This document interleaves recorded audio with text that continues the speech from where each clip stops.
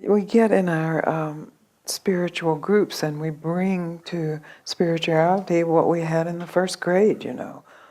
Why do we want to learn the alphabet? Why do we, just so that we fit in, so that we aren't abandoned, so that they love me, so that I succeed, so that I'm safe. Because we are social animals and that there is safety in numbers.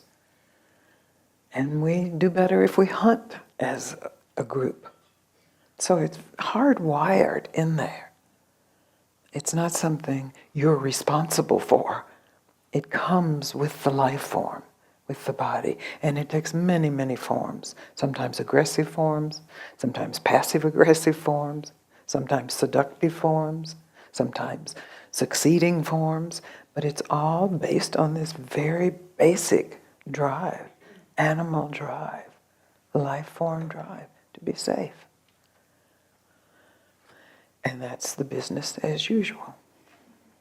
At a certain point, you realize in your spiritual adventure that you're never safe.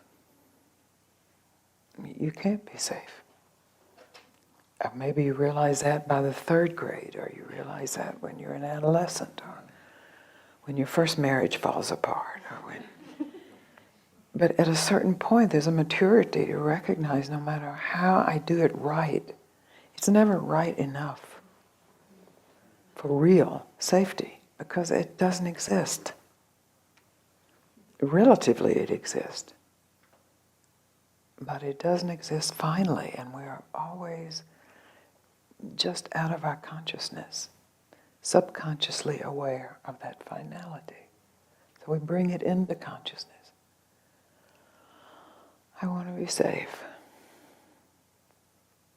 while you are in retreat.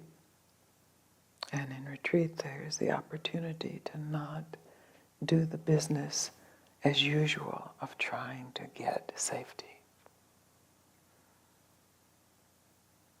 To be unsafe. To turn and face the demon that has chased you. Or that demon of failure, that demon of abandonment, that demon of death. Loss, certainly, of some kind. Loss of what you have, loss of what you wanted to get,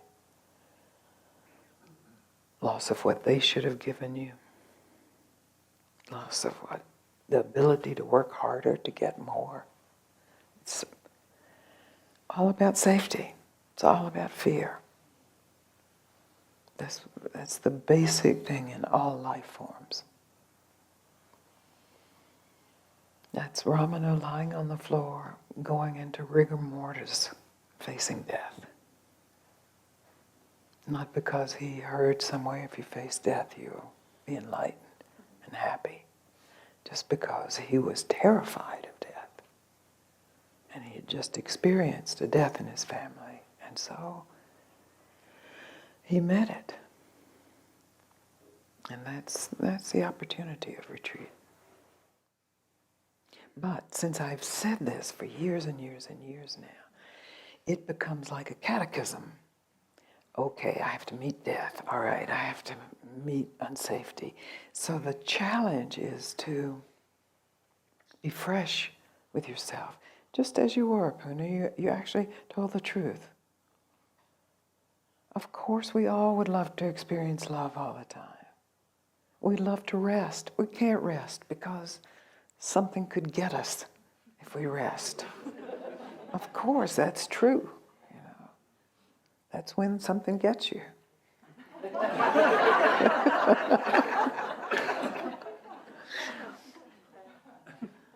So it's a counterintuitive opening, this willingness to be unsafe. It really goes against all the hard wiring. But as we were speaking of mutations, this retreat, this teaching is in response to the mutation that happened in your mind or your brain that is now coming to fruition. That you're not just like any other life form. You actually have the capacity to tell the truth about your desire for safety. And how you cloak that desire for safety, because you've already learned there is no safety. So you're not really looking for safety. You're just trying to help somebody. Or just trying to feel good. Or just trying to not react. Of course you react when people are angry and coming towards you. It's very unsafe. And maybe you react with anger, or maybe you react by you run, maybe you react by hiding, or just like nothing's happening and there's nobody coming after me. Those are strategies of survival.